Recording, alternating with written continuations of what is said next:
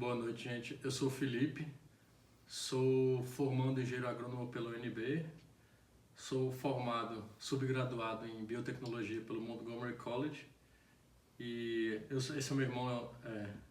Boa noite, Leonardo, também graduado em biotecnologia pelo Montgomery College e curso bacharel em biotecnologia aqui no Brasil atualmente, na Universidade de Brasília. E a gente tem algumas informações para passar para vocês. A gente acredita, acerca do né? debate, que está rolando agora da epidemia, né? Acho que não é nem bom a gente falar aquela palavra, né? Da doença aí, né? Da doença, porque o algoritmo do YouTube está censurando, a gente vai evitar falar ao máximo, onde a gente falar, a gente vai editar. A gente não é youtuber, tá? A gente nem tem pretensão em ser também, a gente tá fazendo esse vídeo só porque a gente acompanha a comunidade do YouTube, todos os canais, incluindo o do Átila que fez o vídeo, do Nando, do Bernardo, do Brigadeiro e outros muitos, enfim. E a gente acredita que a gente tem informações que podem ajudar vocês nesse debate, informações que a gente não encontrou em nenhum dos vídeos e que a gente acredita que, munidos dessas informações, vocês podem rever muitas opiniões que muitos de vocês têm a respeito de tudo que está acontecendo, né? E queria dar um adendo que as informações que a gente vai trazer aqui, qualquer um de vocês poderia ter acesso. Não precisa ser nenhum especialista, não precisa ter diploma. A gente falou aqui nossa formação só para vocês terem ideia que a gente tem conhecimento da área. A gente não é nenhum PhD nem nada, e as pessoas gostam de ouvir muito argumento de autoridade para credibilizar visões ou argumentos, mas qualquer pessoa, independente da formação, ou se tem diploma ou não tem, poderia ter conhecimento de tudo isso aqui. Então vamos ao que interessa.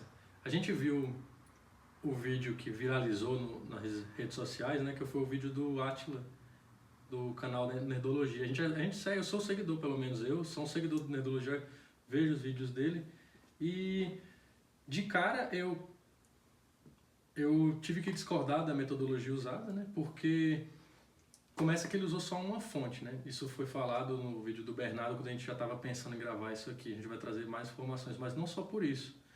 Porque o modelo, a gente queria pontuar, antes de mais nada, que a gente quer dizer por que essas estatísticas estão erradas, por que a gente acha que estão divulgando números errados, e aí a gente vai fazer o nosso juízo de valor no fim de tudo. No final a gente garante que é o mais importante. E para sumarizar, né? O nosso foco não é rebater o argumento de ninguém, na verdade é trazer o nosso ponto. Mas o ponto... Para expor fatos, né? Mas citar o ponto do Átila é muito importante porque ele citou um artigo que está em debate, está em grande relevância. Mas existem muitos outros artigos que a gente vai discutir aqui. Mas os pontos que a gente vai citar, como o meu irmão falou, na verdade é por que os casos de coronavírus eles estão muito superestimados e por que as mortes por coronavírus também estão superestimadas, né? Esses são os dois pontos que a gente vai tocar nesse vídeo. Pois é, a gente quer começar falando que o artigo que o Átila usou para se basear o vídeo dele, dizer que ia morrer 1 milhão de pessoas aqui, que foi o mesmo artigo que o governo britânico usou para também tomar a decisão de fazer a quarentena em parte no país. Esse artigo foi revisto pelo próprio autor, mas detalhe, ele diminuiu o número de mortes previstas de 500 mil, meio milhão na Inglaterra e 2,2 milhões nos Estados Unidos, para 20 mil na Inglaterra, ou seja, ele diminuiu por 20 vezes a previsão. Segundo ele, se retratando no Twitter, foi porque ele adaptou as medidas do governo inglês para fazer um novo modelo, mas esse artigo está sendo criticado em massa por pesquisadores de Oxford, de Harvard, de Cambridge, justamente por quê? Porque o autor não levou em conta coisas lógicas e básicas que qualquer epidemiologista usa para fazer um modelo desse, para traçar fazer esse tipo de estatística e etc. E primeiro de tudo, que também já foi citado, esse artigo, gente, suspeito, né, já foi financiado pelo OMS, então já se levanta uma suspeita aí. Por que um único artigo está sendo usado para tomar as decisões dos governos do Ocidente a respeito da sociedade? E esse artigo, ele não leva em conta que os casos estão subnotificados, ou seja, tem muito mais casos do que a gente consegue, do que eles estão usando para fazer as estatísticas, porque, as pessoas não ficam tão doentes, a maioria delas. A pessoa, você que está aí assistindo, você vai no médico quando você tem um resfriado, quando o nariz fica escorrendo, você fica com mal-estar, você não vai no médico, você só vai no médico quando você vê que tem algo mais grave. E a maioria esmagadora das pessoas, as estatísticas mostram, isso são dados oficiais, elas desenvolvem sintomas leves, elas não vão no hospital, esse é o primeiro ponto. O segundo ponto é que as que vão no hospital, muitas vezes não são nem testadas, porque não tem testes suficientes. Isso também é informação oficial de todas as autoridades desde o início, não só no Brasil. Esse é um problema de todos os outros países. E o outro ponto interessante, que é o que o Léo vai se aprofundar mais adiante, é que falsos negativos. Os falsos negativos. Além disso tudo, tem muitos falsos negativos. As pessoas que são testadas, muitas estão com coronavírus e o teste não dá positivo. E a gente vai mostrar, inclusive, várias fontes, inclusive uma publicação de 2 dias atrás, né, do El País, né, mostrando que a Espanha alertou para o alto número de falsos negativos dos testes trazidos pela China. Uhum. E então a gente quer começar com esse estudo de Oxford, que foi usado para o autor revisar o modelo dele. Ele só revisou o modelo, eu me perdi nessa parte, esqueci de continuar o raciocínio, ele só revisou o modelo depois que vieram essas críticas, depois de que veio gente dizer, é irresponsável essa aceitação ampla desse artigo que não levou em conta coisas básicas. A gente queria salientar antes de mostrar o artigo aqui. Gente, o que a gente vai mostrar aqui, primeiro, qualquer pessoa poderia encontrar, não precisa ser formado na área e ter conhecimento na área. Segundo, que não precisava vir nenhuma autoridade no assunto falar as coisas que a gente falou aqui agora. Qualquer pessoa dotada de raciocínio lógico mínimo poderia pensar, cara, eles não estão levando isso em conta para fazer a mortalidade. Tem muito mais pessoa doente. E isso, veio em tona o presidente do Albert Einstein, que é um médico renomado do Hospital Albert Einstein. Dia 19 de março ele já falou, esse número que estão divulgando para fazer estatística é 15 vezes menor que o número real. Para cada um caso registrado tem mais 15 que não estão sendo. Então, antes de fazer esse vídeo dizendo que 1 milhão de pessoas iam morrer, já teria que ter pensado nisso, lógico, mesmo que nenhuma autoridade tivesse vindo ao público, entendeu? Porque isso é lógico.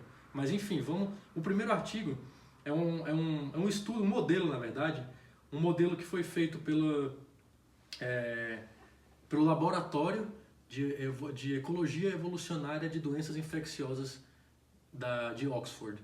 E esse modelo, ele sugere algumas coisas, e as mais importantes são, ele sugere que esse vírus já estava na Inglaterra muito antes, pelo menos 1 mês antes, circulando dos primeiros casos serem detectados, que esse vírus talvez já tenha infectado metade da Inglaterra, e que a mortalidade do vírus é muito menor do que eles estão divulgando.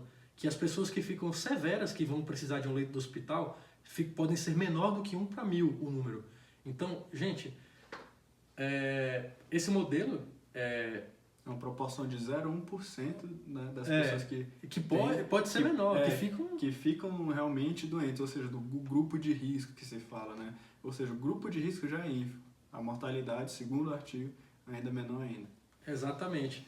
E é muito importante salientar o que a própria líder desse artigo, a líder do grupo que fez esse artigo, né, a pesquisadora Sunetra Gupta, o que ela disse a respeito desse artigo do Imperial College, que é o que está sendo usado aí pelos youtubers para discutir, para defender seus pontos.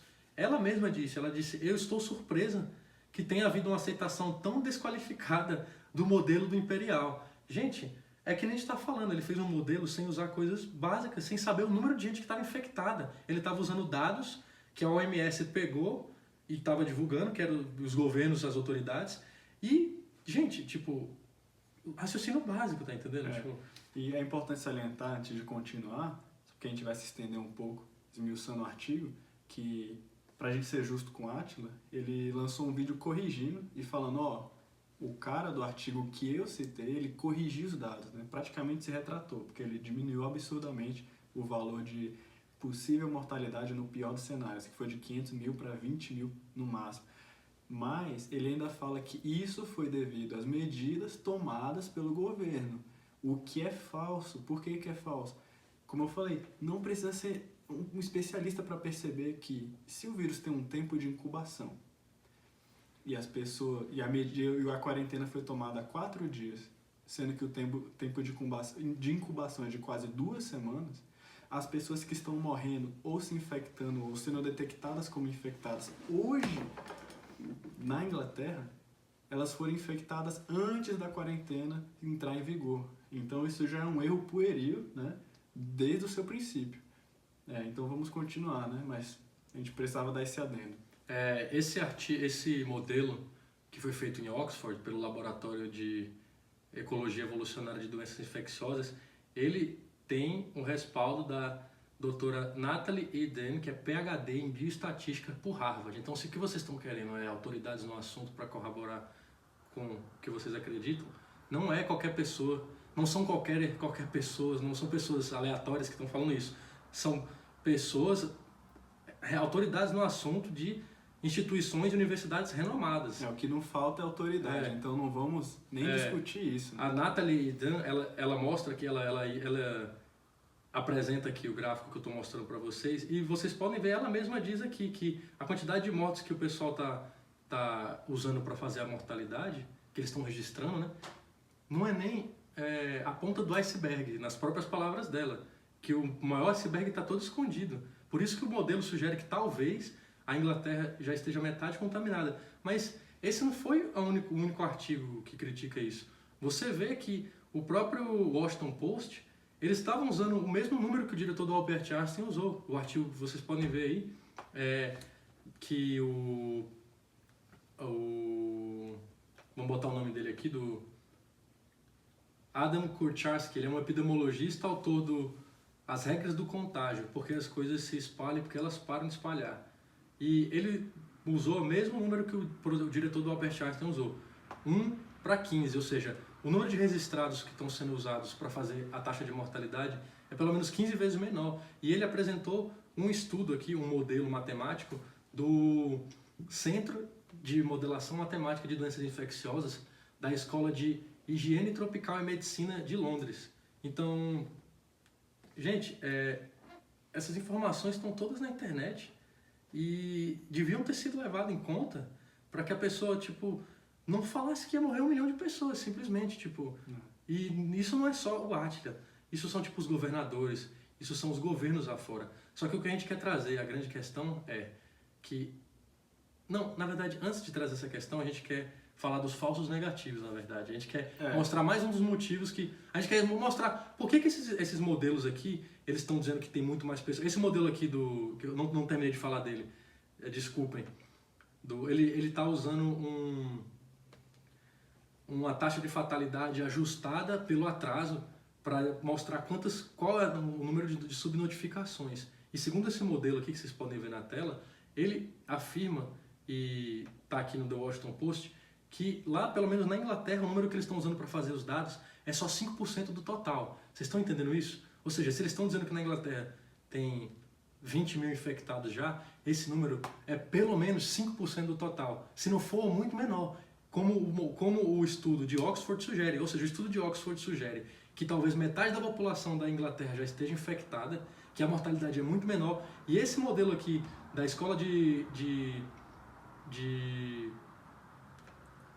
Higiene e Medicina Tropical de Londres sugere a mesma coisa, sugere que muita gente pode estar infectada, já está infectada. Só varia nos números, os modelos são diferentes, mas sugere que muito mais pessoas estão infectadas do que está sendo divulgado. E por que eles estão falando isso? Porque a gente mostrou o raciocínio lógico bem no começo.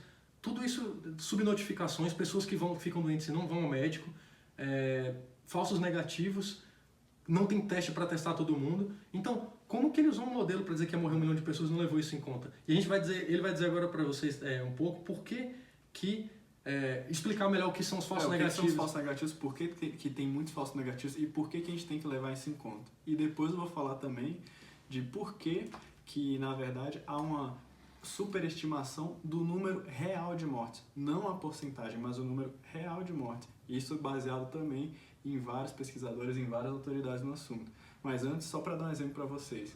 Se estamos falando, várias autoridades já falaram num número de 15 vezes mais infectados do que o número real divulgado, que é o de casos registrados, né? Então vamos falar, vamos supor, se a mortalidade é de 1%, se você divide isso por 15, a mortalidade real é de... Pelo menos 15. É de 0,06%.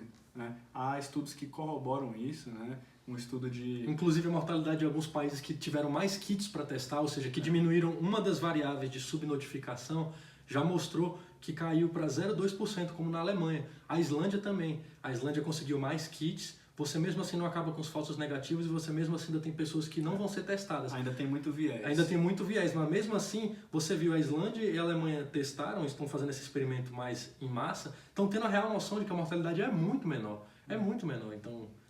Só dando um exemplo de alguns autores que citaram isso. Por exemplo, Jeffrey Schaman, né, um PhD de Columbia University, né, formado especialista em Environmental Health Sciences, né, ele citou que em Wuhan, no início da epidemia, só 14% dos reais infectados estavam sendo testados. E esse número aumentou à medida que a curva de infecção foi subindo. Né? Com certeza, a percentagem diminuiu. A porcentagem diminuiu. Então, talvez, quando estamos falando 5%, 3%, 1%, não sabemos. Né? Então, temos o presidente do Albert Einstein, né? Só recapitulando, falando também em número 15 vezes maior. O epidemiologista aqui do The Washington Post, Exato. O modelo aqui do Centro de Modelação Matemática de Doenças Infecciosas da Escola de Higiene Tropical e Medicina de Londres, nome grande da porra. Uhum. E a gente ainda tem o estudo o modelo de Oxford, O modelo de Oxford, que tem apoio também de uma PhD de bioestatística de Harvard, mostrando que o vírus provavelmente já está em toda a Europa, que ele chegou um mês antes e que a mortalidade é muito menor, é só a pontinha do iceberg de infectados que está sendo analisada, entenderam? Tipo, muitas... E como a gente falou, qualquer pessoa que não precisa ser especialista para saber disso, percebe que houve um erro desde o início. Se a China, que tem bilhões... 1,5 bilhão de habitantes. Já demorou 1,4, meses. 1,30 e poucos. Ela demorou no mínimo um mês... que a gente sabe até agora, ela escondeu por um mês. Ela prendeu o primeiro médico que tentou divulgar, fez ele dizer que estava mentindo quando ele tentou avisar os colegas do hospital. Depois ela prendeu jornalistas, prendeu os amigos dele médico. Ela tentou esconder por pelo menos um mês que se sabe, que a gente sabe. Então, e tem voo, que a gente tem que falar de Wuhan. A epidemia chegou na Europa muito antes. Muito antes. Porque talvez muito antes que um mês. Voos diretos para várias cidades da Europa, inclusive para a Itália, que foi um dos grandes epicentros da epidemia. Ou seja, tem voo de Wuhan para Milão. Ou seja, né, a epidemia chegou lá bem no início, muito antes. E muitas pessoas já pegaram. E por isso você vê um número total de mortes e muito contaminados muito elevado, apesar de que o número real de infectados é muito maior do que está sendo divulgado, o que abaixa a taxa de mortalidade consideravelmente. Agora, eu preciso dar um adendo, porque esse estudo de Oxford, do José Lourenço, com essa especialidade... Com a Sunetra Gupta. Com a Sunetra Gupta, o que ele sugere para você saber o número real de infectados? Ele sugere um teste serológico na população. O que é um teste serológico? É um teste que permita ver quem já pegou e quem já está imune. Por que eu falo isso? Porque o estudo, ele sugere que o número de novos infectados e o número de mortos, consequentemente, na Inglaterra, ele está caindo não pelas medidas tomadas pelo governo, como eu já falei, porque o vírus tem um tempo de incubação e as pessoas se infectaram antes da quarentena ser instaurada. Isso é oficial deles, né? É oficial, mas ele sugere que, na verdade, essa curva está caindo porque grande parte da população já se imunizou. Já tem a imunidade adquirida, né? Já pegou o vírus e já se imunizou. Isso é o artigo de... esse é o artigo de Oxford, né? Eles sugerem. Então, é por isso que, como é que nós fazemos testes serológicos? Nós não testamos só por RNA do vírus. E esse vai ter que ser um assunto que vocês vão adentrar aí, porque não cabe a nós explicar, não vamos nem ter tempo para isso. Mas ele sugere também testes de anticorpos, né, nas pessoas indiscriminadamente, sem ser pessoas que estão só com sintomas da doença, né, porque aí teria um viés, como a gente já mostrou. Sim. Mas todo mundo de forma aleatória, né, para você ter um modelo, né, confiável. Agora, o que acontece? Ambos os testes, né, tem o problema do falso negativo. O teste de RNA do vírus, né, foi mostrado, né, na revista Radiology, né, Radiologia. Quem nos mostrou isso foi a própria Natalie Dunn, que é a PhD em bioestatística de Harvard. Além dela ter corroborado com o artigo, com o modelo de Oxford, ela também compartilhou no Twitter dela essa informação que a gente conseguiu ter. Que é sobre os falsos negativos. Ela compartilhou esse artigo postado na revista Radiology, né? Sensitividade do CHEST-CT para Covid-19, comparação de RT-PCR. Esse estudo mostrou que cerca de 30%, né, um pouco menos, 29% das pessoas testadas, né, no início da infecção, né, elas não apresentavam ter o vírus. E só depois de uma semana que elas apresentavam ter o vírus, mesmo elas já estando infectadas. Isso é um falso negativo. E isso mudou drasticamente o verdadeiro número de infectados frente aos testados.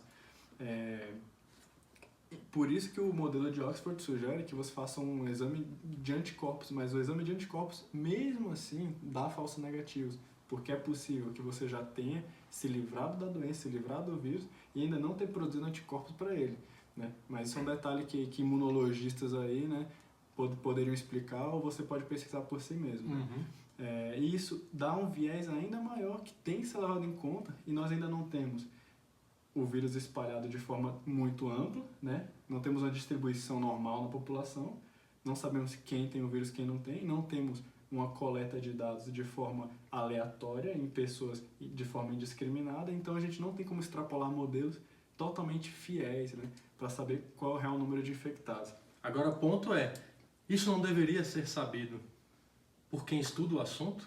Se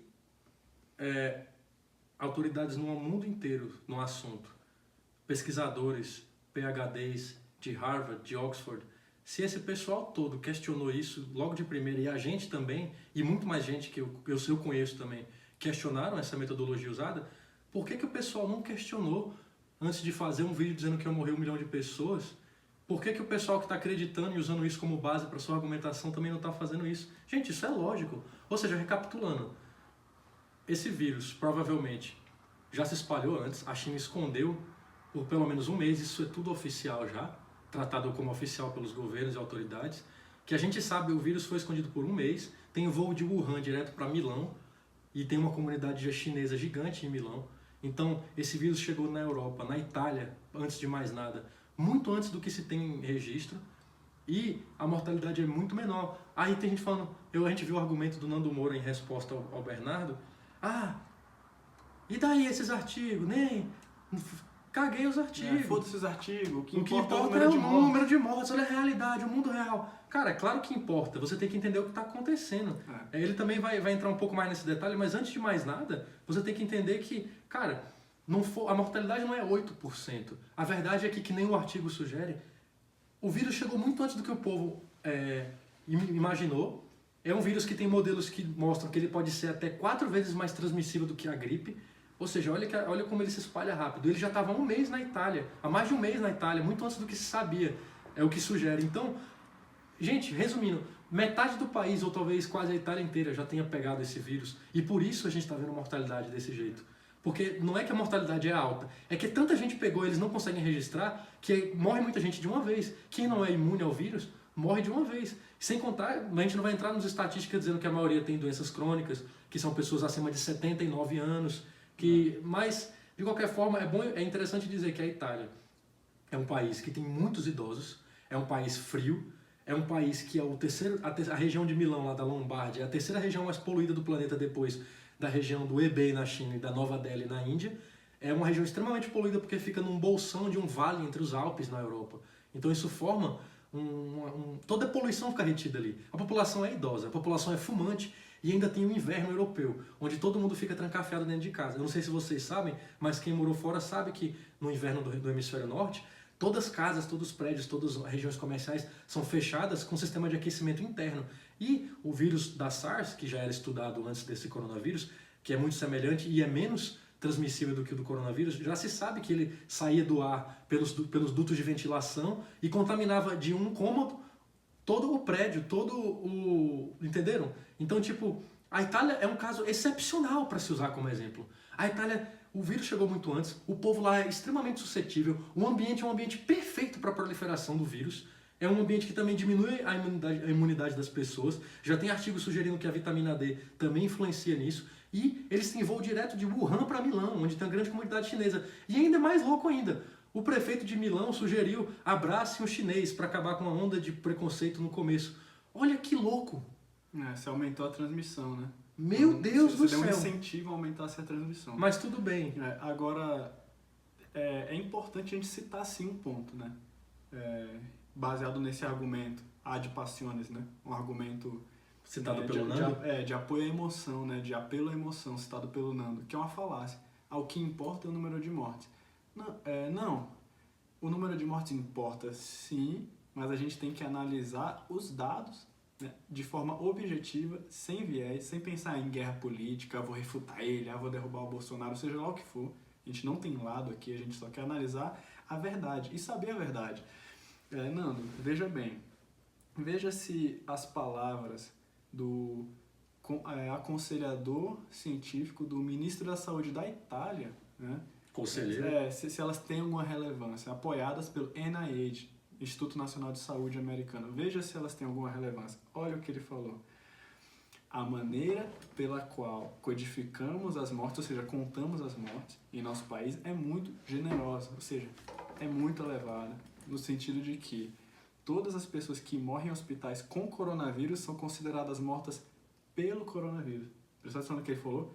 Todas as mortas com coronavírus são consideradas mortas pelo coronavírus. É a mesma situação que estamos vendo aqui no SUS. As pessoas que morrem e estavam com coronavírus ou somente com suspeita de coronavírus, né, do nada elas não morreram por coronavírus. Isso infla as estatísticas de letalidade ainda mais. Agora veja o que ele continua dizendo. Na reavaliação do Instituto Nacional de Saúde, NIH, apenas 12% dos testados de óbito mostraram causalidade direta por coronavírus, enquanto 88% dos pacientes que morreram têm pelo menos uma pré-morbidade. Muitos tiveram 2 ou 3. Isso é o conselheiro científico do ministro da Saúde da Itália. Então, não sou eu que estou dizendo, olha, há uma sobreposição de mortes aqui, né? As pessoas estão sendo super notificadas, né? Os idosos de 80 e poucos anos, né? 90 anos, estão morrendo por coincidência. Eles estavam, ou não, muitos, com coronavírus, né? Eles entraram nas estatísticas de mortos por coronavírus. É interessante a gente mencionar isso, porque, como eu falei, não precisa ser nem autoridade no assunto para fazer uma pesquisa rápida e ver que a taxa de mortalidade, né, a expectativa de vida, na verdade, da Itália é de 82,5% anos de idade atualmente. E a taxa de mortalidade, a expectativa, né, de morte, a média da idade dos mortos por coronavírus, de acordo com a Bloomberg, até acho que dia 13 ou 17 de março, era de 79,5 anos de idade. Ou seja, a expectativa de vida do povo italiano e a média da idade dos mortos por coronavírus é muito próxima. Fora que, diariamente, na Itália, né, no ano passado, você teve uma média de 1.600 mortos, né, diariamente na Itália, porque é uma população que decresce, porque tem muito mais pessoas que morrem do que nascem, por causa do grande número de idosos. Então, você tem pessoas que estão morrendo naturalmente, né, por causas naturais, por coincidência elas pegaram coronavírus, às vezes não tinham nem desenvolvido os sintomas ainda, e elas entraram na estatística de mortos por coronavírus. Isso não é eu, não é o Felipe que está dizendo, isso aqui é o conselheiro científico do ministro da Saúde da Itália, apoiado pelo NIH. Então, Nando, reveja bem seus conceitos. Apoie a ciência, apoie os dados, seja objetivo. Não venha com argumentos ad passiones, apelo à emoção, né?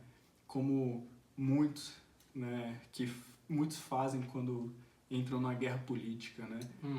Então, eu acredito que é interessante a gente dizer que eu também sou um seguidor, a gente é seguidor do canal do Nando e a gente gosta e concorda com muito do que ele fala. Cara, 90% pelo menos a gente concorda, mas a gente tem que ser intelectualmente honesto e deixar essa briga de ego de lado, que claramente se tornou uma briga de ego. É uma briga para ver quem refuta quem, para ver quem fala mal do presidente, derruba o presidente ou defende o presidente, e estão esquecendo os dados. Eu assisti o vídeo também do Marcelo Brigadeiro, onde ele faz a numerologia dele ali, com base nesses dados errados, que qualquer pessoa poderia ter pensado, cara, como eles estão usando esse número, se tipo, a gente não sabe quantas pessoas têm infectadas ainda, aquele mesmo raciocínio que a gente fez no começo. Eu também queria que esse vídeo chegasse até o Brigadeiro, que eu sou um seguidor também, para que ele talvez reveja o que ele botou lá. Que tipo, ele não use a estatística de que vai ter 2% de mortos de 20% dos que foram infectados. Não, é muito melhor do que isso. Veja esse artigo de Oxford, veja o modelo de Oxford, veja o modelo que foi compartilhado pela PhD de Harvard, a Natalie. Veja o modelo matemático lá do Centro de Modelamento Matemático, lá da Escola de Medicina de Londres. Veja o que o diretor do Albert Einstein falou, a estatística que ele usou. Veja as autoridades, não vejam uma fonte, vocês estão usando uma fonte de um cara que já foi revisada depois que ele tomou a bronca de Oxford, entenderam? Tipo, ele falou que não, foi porque o governo britânico... Não foi. E já, vamos considerar o argumento do Nando. O Nando falou também, o que importa é o número de mortes. Então tá, a gente já mostrou que o número de mortes também pode ser contestado. Tem viés. Tem viés. E mesmo que não tivesse viés, você tem que entender que não é a mortalidade que é alta, né? Ou seja, o modelo mostra pra gente que esse vírus chegou muito antes. Vocês sabem que a China escondeu muito, vocês sabem que Wuhan tem voo direto para a Itália, e vocês sabem que muito provavelmente esse vírus já estava na sociedade. Tem um canal de um youtuber aqui, esqueci o nome dela, mas ela é um canal muito bom também. Eu vou ver se eu coloco o nome dela aqui e faço esse vídeo chegar a ela também. Ela mostrou que ela muito provavelmente pegou o coronavírus já no ano passado. Ela ficou com a pneumonia, nunca teve isso, e chegou lá no hospital, e muitas pessoas que ela disse que conhece na Inglaterra estavam com o mesmo problema, ou seja, corroborando com o que o modelo de Oxford sugere, que esse vírus estava antes. No caso, o modelo diz que o vírus estava desde o começo de janeiro. Mas muito provavelmente, talvez é o que a gente sabe que a China escondeu por um mês. Vocês acreditam que não pode ter sido mais? A gente vai mostrar mais informações ao longo do vídeo que vai fazer vocês questionarem se a China e esse vírus já não tem... Calma aí. Então, a gente corta aqui agora, né? Dá pra dar uma cortada. Eu quero só recapitular aqui o que eu ia falar. A gente tá falando... sim, das mortes. Então a gente queria, voltando aqui o raciocínio das mortes, o Nando falou o que importa é o número de mortes. Então vamos considerar que o que vocês estão se importando com o número de mortes. Gente, é só pesquisar na internet que vocês vão achar estudos de diversas instituições, Fiocruz, FGV, do Ministério da Justiça, e estudos correlacionando o índice de mortalidade com o aumento do desemprego e outros indicadores como a inflação. Mas a gente vai pegar um mais objetivo aqui, que eu vou mostrar para vocês, que foi um do Ministério da Justiça, aparentemente, que concluiu que para cada aumento de 10% na taxa de desemprego, ou seja, vamos dizer que o desemprego antes da crise fosse 11% para arredondar, se você aumenta 10% de 11%, você chega a 12,1%. Essa é a lógica do estudo. Você aumenta de 11% para 12,1% no desemprego, você aumenta em 6% o número de homicídios de jovens. Isso a gente está falando só de homicídios, e a gente está considerando um aumento de 11% para 12,1% no desemprego. Agora imagina que esse cenário que a gente está tendo, a gente sabe que vai causar muito mais desemprego do que isso. De informais, já está causando. É só aqui no DF, são mais de 3 mil empregados de restaurantes e bares que já foram demitidos. Só de restaurantes e bares e só aqui no DF. A gente sabe que pelo menos são 40 milhões de autônomos no Brasil. Então, vamos botar que aumente 10% no desemprego, que é uma coisa ainda otimista, pode ser que aumente 20% ou mais. Vamos botar que aumente 10% no desemprego. Faça as contas aí, não vou fazer. Faça você aí, quanto que vai aumentar o número de homicídios? Porque aqui no estudo sugere que se aumentasse 10% de 11% para 12,1% no desemprego, você ia ter um aumento de 16 a 17 mil homicídios. E isso é claramente perceptível com nossos estudos, não só pela atuação do Moro, claro, na questão lá do isolamento dos líderes do PCC, mas o desemprego caiu desde a crise de 2015, 2016 até hoje. A gente saiu de mais de 13% de desemprego para perto de 11%. Então você vê que a diminuição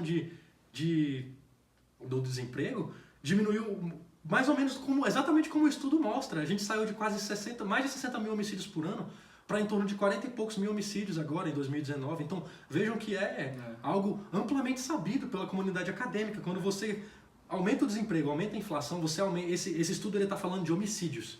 Homicídios, isso é um detalhe. A gente não está levando em conta aqui as pessoas que vão ficar desnutridas. A gente não está levando em conta as pessoas que vão ficar doentes e vão diminuir a imunidade, vão morrer mais de tuberculose, vão morrer mais de gripe, vão morrer mais de todo tipo de doença, de dengue, vão morrer mais de todo tipo de coisa que acontecer, diabetes, de suicídios, problemas psicológicos que já estão acontecendo, você pode pesquisar também.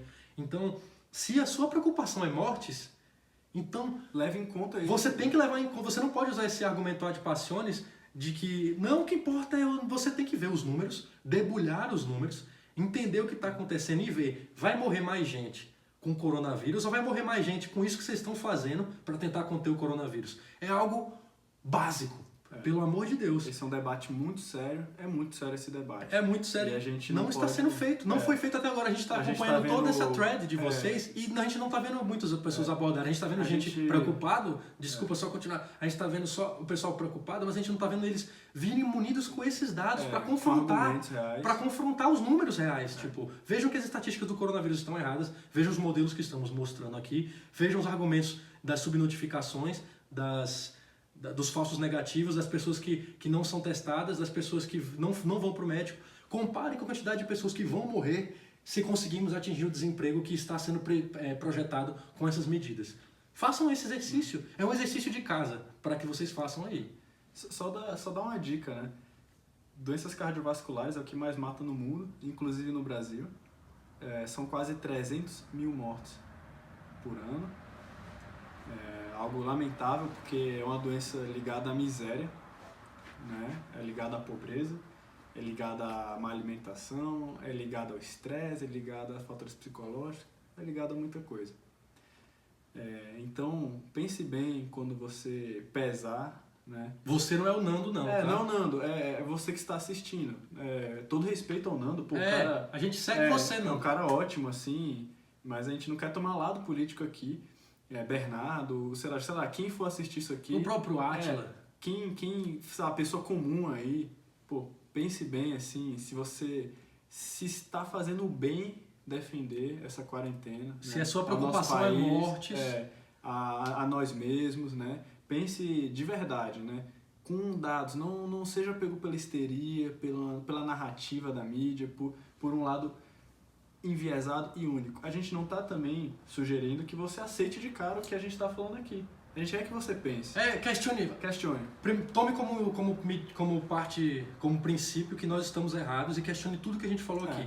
Vá atrás dos artigos, leia os artigos, leia o que falou a Sunetra Gupta, leia o que falou a PhD lá, a Natalie de Harvard, veja o modelo matemático, veja que os números usados para traçar essas mortalidades estão totalmente errados. E esse cara revisou o artigo dele, que o Átila usou para fazer o vídeo, só porque ele tomou uma bronca. Vamos ser honestos. Agora a gente queria passar o vídeo para a segunda parte, que é a mais importante. Se a gente, eu e meu irmão, conseguimos saber isso, e muito mais pessoas na internet que não têm formação acadêmica na área, também estão questionando coisas óbvias através da lógica.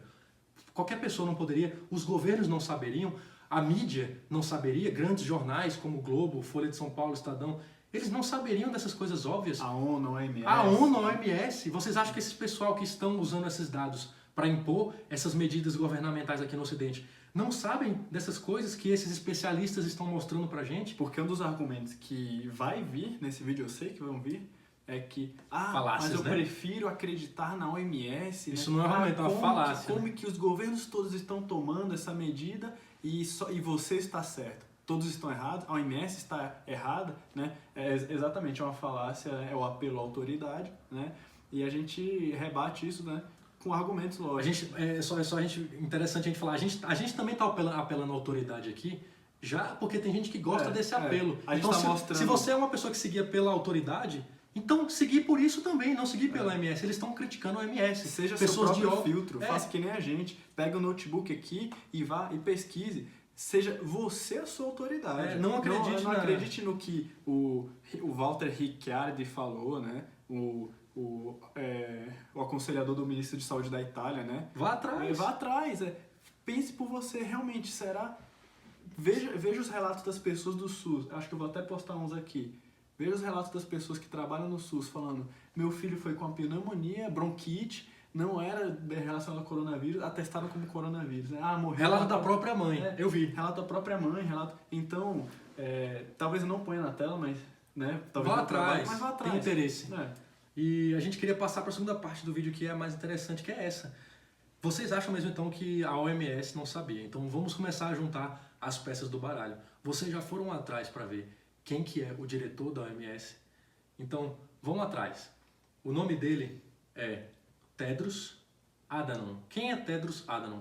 Tedros Adhanom era um ex-ministro da Saúde, como foi trazido já amplamente debatido na internet, não só pelo vídeo de quem a gente mandou aí, mas não só, já é sabido na internet. Alguns youtubers já mostraram e a gente foi atrás para checar e realmente o Tedros Adhanom, que é o diretor-geral hoje da OMS, o cara que aparece na televisão toda hora, de óculos, gente, ele é ex-ministro de uma ditadura da Etiópia. A ditadura da Etiópia que sanguinária mata o seu próprio povo. Esse cara, quando ele foi assumir a cadeira em 2017 da OMS, a Human Rights Watch, que vocês conhecem, aquela organização de direitos humanos, e mais 20 entidades não governamentais de direitos humanos, fizeram um apelo para a ONU, para a OMS, para que ele não fosse colocado lá, porque ele participou de escândalos para abafar 3 epidemias de cólera na Etiópia. Então, gente, olha o cara que está lá no topo da OMS, fazendo os dados, a compilamento de modelos, e é o cara que está sendo usado como autoridade máxima para tomar essas medidas que governadores como Dória, Witzel e outros no Brasil estão fazendo. Pelo amor de Deus! Tipo, as organizações de direitos humanos que o pessoal mais à esquerda gosta de usar.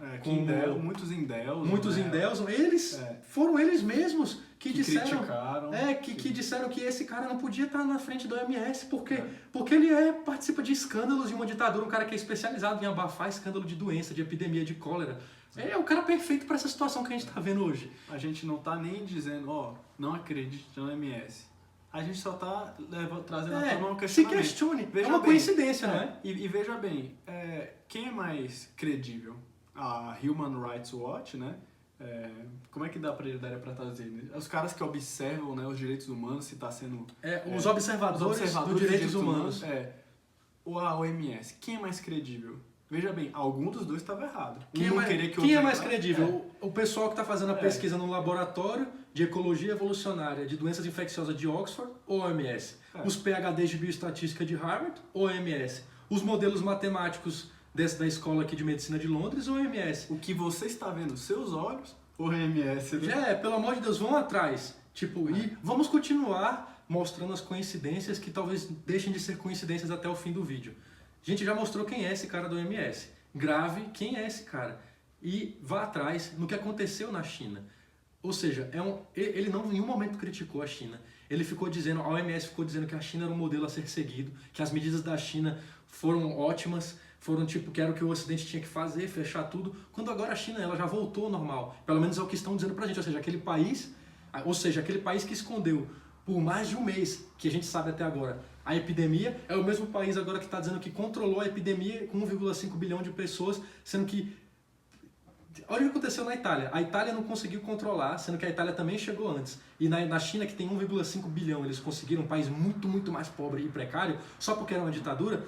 Pesquisem que vocês vão achar jornalistas da China que estão tentando denunciar no WeChat, que é o WhatsApp chinês, como que os hospitais estão sendo obrigados a negar as pessoas que estão chegando lá com sintoma de coronavírus simplesmente por ordem do governo. Ou seja, a China não controlou a epidemia. Não estão testando. Não, a China simplesmente... Ela sabe que ela perdeu o controle de um vírus que é extremamente infeccioso, que ele estava no país muito antes, e ela simplesmente fez o quê? Ela falou, cala a boca, finge que a gente controlou, toca a economia pra frente, a gente já sabe que vai morrer muito menos gente, deixa a gente saber, deixa eles continuar achando que vai morrer 1%, e toca a economia. Eles estão lá, olha o que está acontecendo, olha o que a OMS está fazendo, olha quem é o diretor da OMS, vejam isso. Só que mais dados. Calma lá que não acabou. Não está nem perto de acabar, vocês ainda vão ficar arrepiados aí. Vocês sabem o que é a Johns Hopkins University? Muitos já devem saber agora do que eu estou falando. É a Universidade Johns Hopkins. É um centro, é uma universidade de referência no mundo de medicina. Todo mundo que estuda medicina, biotecnologia e farmacêutica tem um sonho de poder estudar na Johns Hopkins um dia. A Johns Hopkins, gente, no dia 18 de outubro do ano passado, 2019, pelo menos um mês e meio antes da epidemia, sediou um evento antes de falar qual evento, o nome do evento é 201. Esse evento foi sediado, segundo eles mesmos, eu vou ler aqui para vocês. O fórum Johns Hopkins Center for Health Security, em parceria com o Fórum Econômico Mundial e a Fundação Bill e Melinda Gates, sediou o evento 201, um exercício de pandemia de alto nível em 18 de outubro de 2019 em Nova York. O exercício ilustrou áreas que podem... Enfim, gente, eles fizeram. O evento 201 simula um surto de coronavírus zoonótico transmitido de morcegos a porcos para pessoas, que eventualmente se torna eficientemente transmissível de pessoa para pessoa. O patógeno e a doença que causa são modelados amplamente na SARS, mas é mais transmissível na comunidade por pessoas com sintomas leves. E eles usam esse modelo para dizer que ia começar aqui no Brasil a pandemia, ia se espalhar pelas comunidades carentes, e como tem sintomas leves, ia se espalhar descontroladamente. Exatamente o que está acontecendo. E até corrobora um pouco com o modelo de Oxford, de que ele se espalha muito mais rápido do que pode se detectar. E, gente, vou recapitular. Eles se reuniram, Bill Gates, os representantes da Bill Gates, Johnson & Johnson, o CDC da China... Bote assim, os líderes do mundo. Os líderes do mundo, os representantes da OMS, um mês e meio antes, 18 de outubro, na Johns Hopkins University.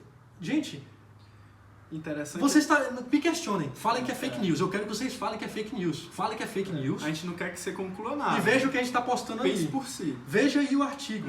Vá atrás, leia, eles mostram tudo, quem participou, quem financiou o evento, e no YouTube, no canal do YouTube dele, vocês podem achar, eles botam quase 4 horas de palestras nesse evento. Gente, os donos do mundo, tem gente que pode dizer até que é o grupo dos 13, Bilderberg, conferência quase a conferência de Bilderberg que se reuniu para simular uma epidemia de coronavírus que poderia acontecer num futuro. Um mês e meio antes dela acontecer. Gente, o que eu imagino é que, inclusive, talvez a epidemia já estivesse aí.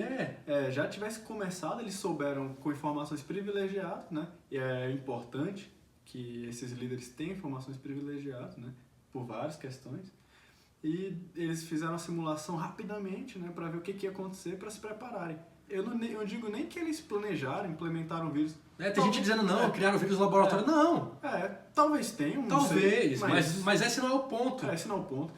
Agora, o interessante, um adendo que eu tenho que dar, é que no mesmo período, também em outubro do ano passado, outubro para novembro ali, estava a China, né, fazendo um acordo já com a Globo. E com a Bandeirantes. Com a Bandeirantes, de parceria. Falem que é fake news. Falem que é fake news. Pesquisem, vão atrás. Me refutem. Para as pessoas que a Globo estava fazendo um acordo de parceria com a China, a Bandeirantes também estava, né, parceria inclusive de notícias, né, para eles...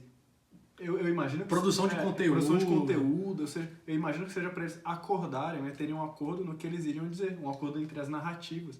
Isso é o que a gente está sugerindo. É o que a gente está sugerindo, mas pense por si. Pense por si, tome suas próprias decisões, faça o seu juízo de valor. Acredite na Globo. Se você é uma pessoa mais à esquerda que está assistindo o nosso vídeo, pesquise pelo Brasil 247. Eles mesmos noticiaram que o grupo de mídia da China assina memorando de cooperação com o Grupo Globo. Essa mesma rede de TV estatal chinesa, que é só uma, né, controla a mídia do país e outras pequenas emissoras, elas fizeram esse mesmo acordo com a Rede Bandeirantes, mais ou menos na mesma época. Gente,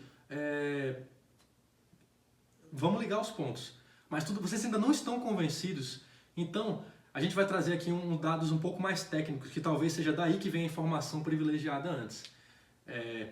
Eu não sei se muita gente que está assistindo investe no mercado financeiro, mas quem aqui investe na bolsa e mexe com o mercado vai saber que ano passado os sinais do apocalipse já estavam aí muito antes dessa epidemia. O Fernando Urich, ele fez um vídeo, se eu não me engano, em maio do ano passado, que foi o fim do ciclo ou o ciclo do fim. Eu recomendo esse vídeo, mas eu vou falar aqui agora dos eventos. Teve um evento chamado a inversão da curva de juros, que vocês vão ver aí na tela. Esse evento é um evento, gente, que precede grandes crises e colapsos econômicos da nossa história. Toda vez que veio a inversão da curva de juros, alguns meses depois vieram grandes crises, vieram grandes colapsos financeiros. Só que dessa vez foi muito mais abrupta, foi muito mais severa. As pessoas, quando viram a inversão da curva de juros, os juros negativos no mundo inteiro, viram o que estava acontecendo. Bancos centrais da Europa imprimindo dinheiro a rodo, a China imprimindo dinheiro a rodo. O povo já sabia que o mundo estava para acabar. Os indicadores econômicos da economia global estavam em frangalhos. Não bora nem falar o mundo vai para acabar, que vão levar a gente ao pé da letra. Vão levar a gente que a gente é conspiracionista. Não, a gente tá falando, o mundo tava para acabar, a gente tava dizendo assim, tava para vir um grande colapso econômico. É como se fosse uma grande bolha econômica que fosse estourar. E depois disso aconteceu o segundo grande evento, que foi os sinos do apocalipse. Então, o que aconteceu, gente? teve uma crise de liquidez no mercado de crédito interbancário. O que que é essa crise? O que que é isso? É literalmente faltou dinheiro naquele mercado que banco fica emprestando dinheiro um para o outro. Eles fazem essas operações todos os dias. Quando um banco chega e fala para o outro que não vai emprestar, tem um efeito dominó. Ah, não vai emprestar, eu não vou emprestar para o outro. Não vai emprestar para mim, eita, pô, não vou emprestar para ele também. Tem um efeito dominó, às vezes em um dia. E esse é mais ou menos o que aconteceu na crise do subprime em 2008. Só que, gente, dessa vez foi muito mais severo. Eles pediram bilhões, acho que quase 300 bilhões entre setembro e outubro para o Fed. E o Fed imprimiu e salvou eles. O Fed é praticamente o Banco Central americano. O Banco Central americano. E depois, no fim de novembro, no começo de dezembro, eu vou colocar para vocês verem aí de novo, aconteceu a mesma coisa, só que dessa vez eles pediram $500 bilhão ao Fed. Ou seja, gente, no mundo do mercado financeiro as coisas já estavam desabando e colapsando muito antes da epidemia, da pandemia começar. Então, vejam aí os vídeos, vejam quando esses... Não foi uma pessoa que fez vídeo sobre isso. Foram analistas de investimento, foram economistas, foram gestores de fundo, foram várias pessoas, investidores físicos que fizeram vídeos. Olha aqui, vejam os vídeos, vejam as datas aí, ó. Vejam as datas que a gente está colocando, vejam as datas e os títulos desses vídeos, tá entendendo? E é isso, vejam aí o que a gente está colocando. Vejam, questionem e façam a linha de raciocínio e façam a linha do tempo. Será ou seja, tantas coincidências assim tantas coincidências são de fato coincidências. O mercado financeiro começou a colapsar como se tivesse uma grande bolha acontecendo, uma grande bolha. Vocês têm que entender primeiro por que é uma bolha, por que eles iam querer esconder esse colapso financeiro. Porque, gente, esse colapso financeiro ele já vem se arrastando desde 2008. O que acontece? Vocês têm que entender isso para entender tudo o que está acontecendo. Vocês têm que entender como funciona a economia global. O que o Banco Central faz quando ele imprime dinheiro e salva bancos e empresta para empresas a juros baixos, juros negativos? Gente, isso acontece, literalmente ele está diluindo a renda da população. É uma distribuição de renda forçada, onde ele pega o dinheiro, imprime e dilui a renda do povo. Vocês acham que o Trump esses dias ele imprimiu 1,5 trilhão de dólares? Ou seja, o cara criou quase o PIB do Brasil do dia para a noite. Vocês acham que ele está imprimindo dinheiro? Ele não está imprimindo dinheiro simplesmente. Se a população dos Estados Unidos tinha 20 trilhões somando todos, e o Trump criou do dia para a noite mais 1,5 trilhão, vamos botar que ele literalmente roubou a população inteira debaixo do nariz de todo mundo para salvar bancos e grandes empresas, sem nem que tivesse que cobrar imposto. Ou seja, sempre que esses ciclos acontecem, você concentra mais renda e poder na mão de quem já está no topo da pirâmide. Pelo amor de Deus. Então, a gente está em 2020, gente. A gente não está mais em 2008. A gente não está mais em 1991, a gente não está mais em 1929, onde essas crises aconteceram e as pessoas simplesmente recebiam informação da mídia e da academia sobre o que acontecia. E a narrativa que era imposta era o que eles queriam, mas a gente hoje em dia tem como questionar. Imaginem, se as empresas começassem a quebrar, ia acontecer, os bancos quebrando, as empresas quebrando, o mundo falindo, todo mundo perdendo dinheiro, ficando desempregado, tudo colapsando. O mundo da internet hoje, que nem a gente está fazendo aqui agora, todo mundo ia se questionar. A gente ia se questionar o que está acontecendo, diferente de 2008. Por que isso aconteceu? Por que isso está acontecendo? Por que está todo mundo desempregado? As pessoas iam começar a entender como funciona essa pirâmide, essa bolha financeira. Literalmente, é um Rinodê gigante, é um Telex Free, é um Herbalife, é a economia global. E por que o governo não vai nunca mais ficar criando dinheiro para sempre? Porque uma hora isso estoura, você vai gerando inflação, tá entendendo? Você já sabe o que acontece, eu não vou continuar aqui porque vocês entendem. Isso foi o que aconteceu no Brasil nesses últimos anos. Você viu o JBS, você viu o Odebrecht recebendo grandes financiamentos do BNDES, que na verdade uma parte vinha de fundos como o FGTS, outra parte o Banco Central emitia através de títulos de dívida, títulos de dívida, exato, e emprestava, né? O BNDES, né? E a dívida quem paga é quem? As pessoas. Por quê? O Paulo, tem gente que não entende muito bem isso, mas eu vou dar um exemplo simples. O Paulo Guedes, ele menciona muitas vezes, né? E não sei se as pessoas se atentaram. Essa transferência perversa de renda, As pessoas não entendem o que ele está falando. Do que ele está falando? Ele está falando desse histórico que aconteceu no Brasil e que acontece no mundo há muito tempo. E que gera essas bolhas econômicas. Por que é uma transferência perversa de renda? Imagina que eu tenho 5 moedas, Felipe tem 5 moedas, e tem um cara querendo vender laranjas. Mas eu preciso comprar laranjas porque eu preciso da vitamina C, porque eu vou cruzar o oceano e eu não quero pegar escorbuto. Mas ele também precisa. Ele vai falar, cara, eu vou falar, velho, eu te dou 4 moedas. Ele fala, velho, eu dou 5, né? O preço da laranja aumentou. É um recurso limitado, a laranja é limitada. Ele foi, vendeu as laranjas para Felipe. Agora imagina, chega alguém, né, e mete 1000 laranjas assim, um saco assim, pá, né? Do nada assim, fala, vou te dar quantas laranjas tu quiser. O preço das laranjas Vai desabar. Porque não é um recurso mais limitado, aumentou a oferta de laranjas no mercado. É o que acontece com o dinheiro, que chamam de dígitos, né? Através de títulos, na verdade é criação de dinheiro. Tem mais dinheiro no mercado, esse dinheiro foi criado, colocado na mão dos grandes. Quando esse dinheiro se dissipa na economia, para você, o seu dinheiro agora vale menos. Você diluiu a riqueza. E isso é o que é conhecido comumente como inflação. É uma transferência perversa de renda, é um roubo. Traduzindo, é como os governos e bancos centrais roubam a população sem nem precisar cobrar imposto ou fazer nenhum tipo de esquema. Literalmente, é o roubo legalizado, institucionalizado que sustenta a pirâmide econômica global. E isso se sabe, na verdade, há muito tempo. Isso é sabido. Todo mundo que estuda economia um pouco mais a fundo, que não é enviesado ideologicamente, sabe disso. O sistema é muito forte, né? O sistema é muito... Então, assim, as pessoas que tentam falar disso e tal, não ganham. As pessoas, muito provavelmente, nem conseguem entender direito, mas o que vocês precisam entender... Quando o Paulo Guedes fala, nas entrelinhas ali, em público, ele tá falando isso. A galera, os burocratas, devem ficar puto com ele. Devem ficar, mas as pessoas têm que entender que é isso que ele está querendo dizer. E por que eles têm medo que você descubra isso?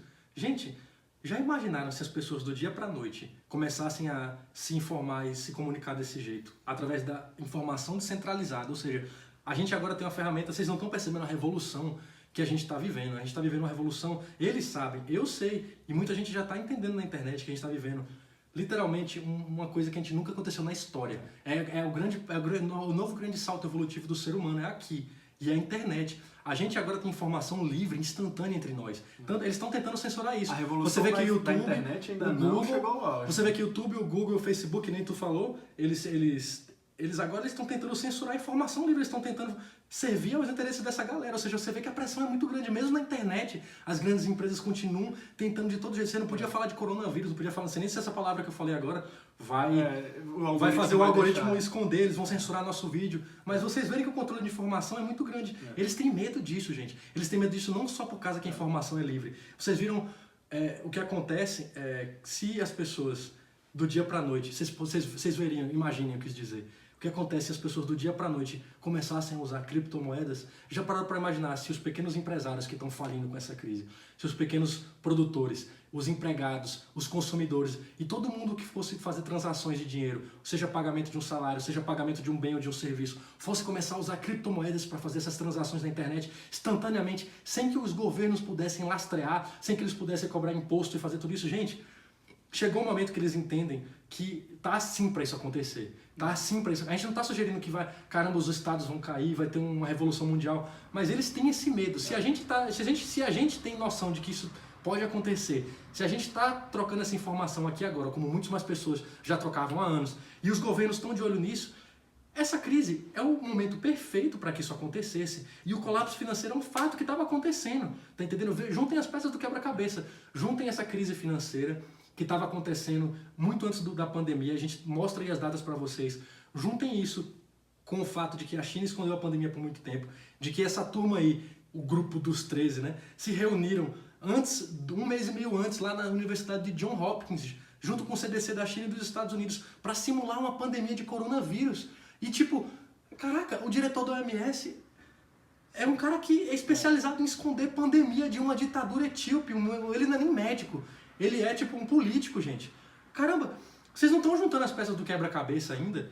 Tipo, a gente está vivendo uma coisa que nunca aconteceu nem em guerras. E vocês podem ter certeza que para manter essa pirâmide de poder que a gente vive hoje, que eu vou chamar de sistema de escravidão contemporânea, eles fariam até uma guerra nuclear. Vocês podem ter certeza disso. Quanto mais uma epidemiazinha de um vírus que nem mata tanto assim, tá entendendo? É engraçado que tu citou guerras, né?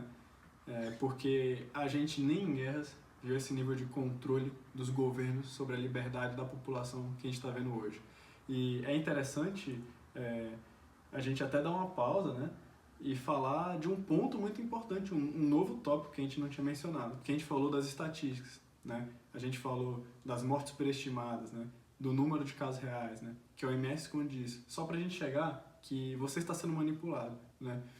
Mas a gente tem que cogitar aqui. Vamos supor que nada disso foi planejado, as pessoas não sabiam com antecedência, não existia informação privilegiada, né?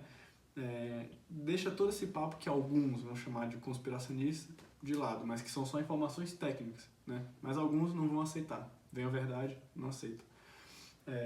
vamos, no mínimo, perceber que vários governos estão se aproveitando desse momento para restringir a nossa liberdade, a sua, a minha, a dele.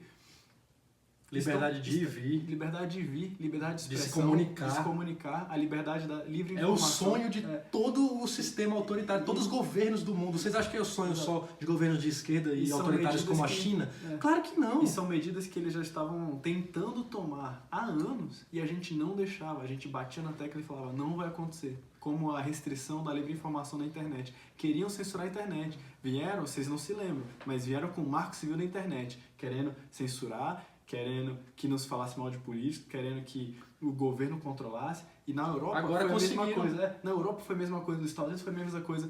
Não conseguiram. Agora, foi só aparecer uma epidemia, é pelo seu bem, é para te proteger. Conseguiram.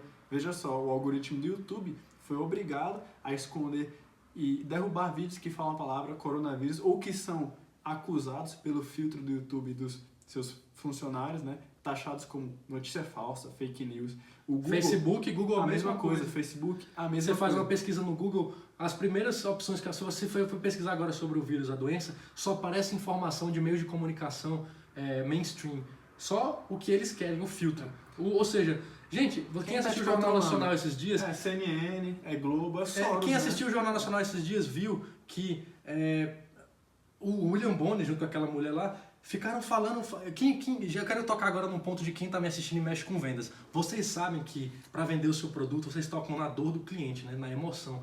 Olha o que eles estão fazendo. Quem assistiu viu eles falando lá, acredite em nós, jornalistas, não acreditem agora no que vocês veem na internet, muita desinformação. Nós estamos aqui por vocês. Nós somos para isso, para trazer informação de qualidade. Nós trabalhamos a vida inteira. Não. Eles são o filtro. Eles são exatamente o filtro de informação. Eles não são o que informam vocês. Eles são o filtro para eles vão te trazer informação de qualidade.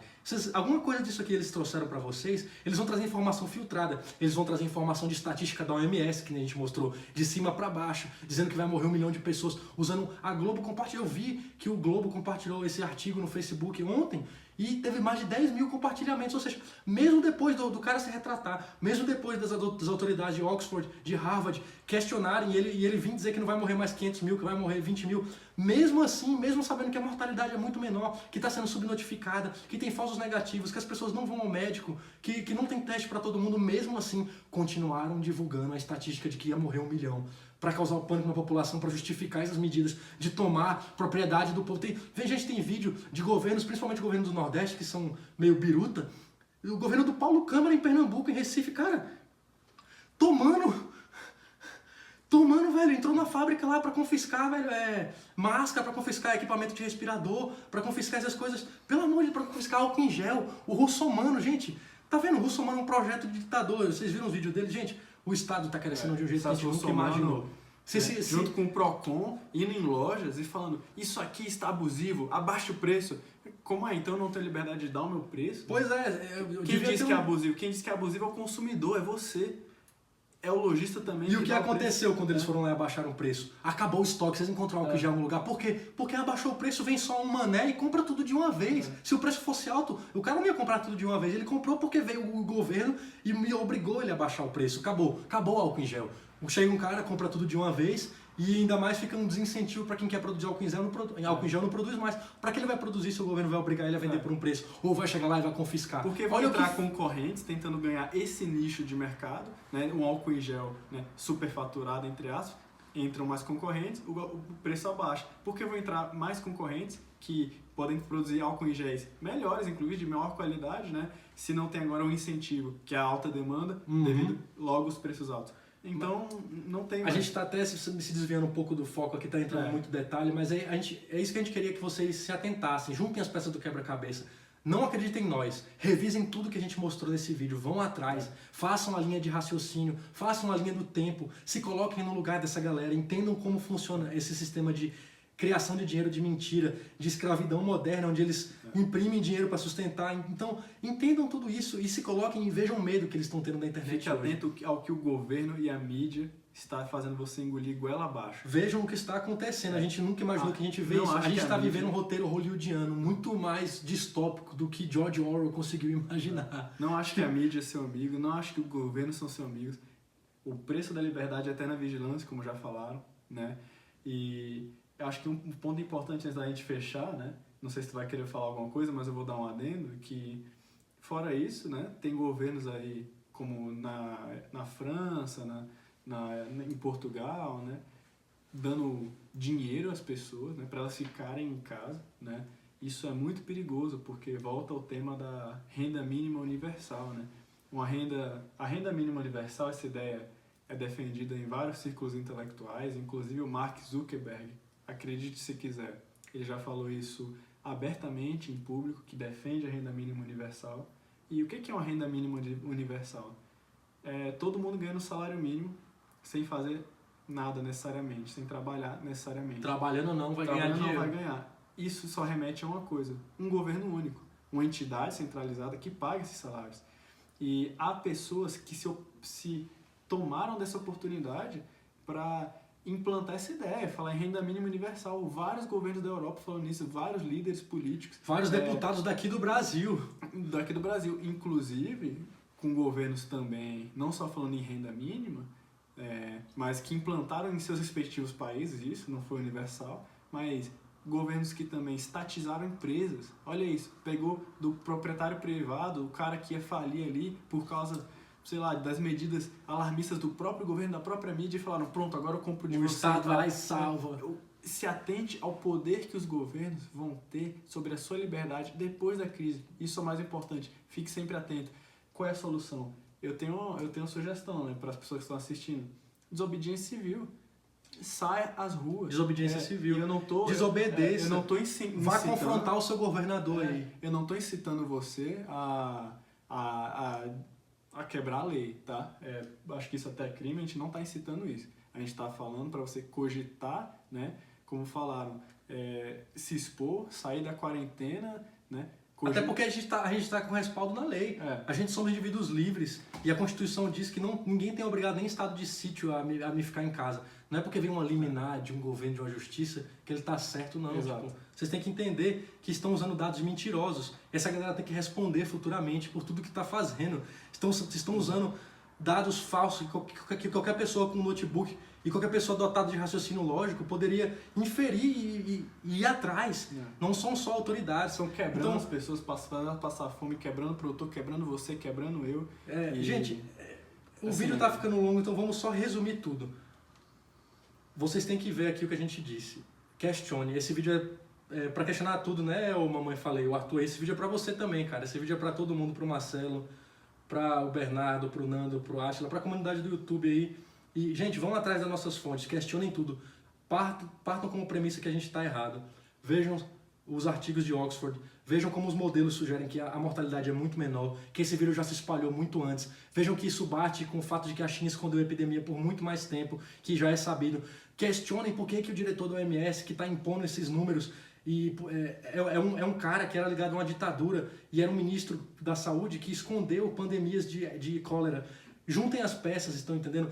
E questionem por que a mídia, sabendo dessas coisas, se a gente sabe, a mídia sabe, a OMS sabe, por que eles mesmo assim continuam mandando dados falsos, dizendo que vai morrer 1 milhão pra tomar essas medidas? Questionem, vão atrás, vejam se é verdade, se esse pessoal aí se reuniu na Universidade Johns Hopkins, a Bill Gates Foundation, o pessoal da Johnson & Johnson, os donos das maiores empresas do planeta, representantes, gente da CDC da China, do CDC dos Estados Unidos, representantes da OMS se reuniram 1 mês e meio antes da epidemia. Por quê? Se questione por que eles se reuniram 1 mês e meio antes da epidemia para simular uma epidemia de coronavírus que se transmite por morcego e tem pouco sintoma. Eles já sabiam. Então, se questione por que os mercados já estavam quebrando, o mundo já estava colapsando no mercado financeiro antes da epidemia. Se perguntem por que a inversão da curva de juros aconteceu antes.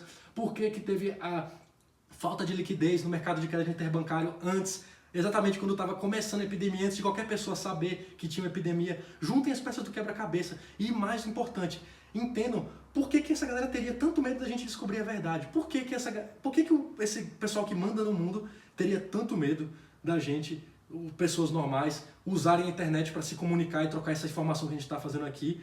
Por que eles teriam medo? Será que eles têm medo da gente começar, sei lá, usar criptomoeda e quebrar esse sistema de criação de renda artificial nesse sistema de moeda fiduciária? Será que eles têm medo disso? Será que eles têm medo das pessoas simplesmente começarem a serem livres e eu vou fazer meu negócio aqui, eu não quero nem saber do governo, eu vou adotar criptomoeda, se tu quiser comprar de mim, eu vou usar criptomoeda. Se tu quiser ser o meu empregado, eu vou te pagar em criptomoeda. Já pensaram o que iria acontecer se as pessoas do dia pra noite, e pode ser que aconteça do dia pra noite, se tocassem disso a nível mundial, com a internet, informação instantânea, informação sem filtro da mídia? Gente, juntem as peças, questionem a gente, questionem a si mesmos, vão atrás das fontes.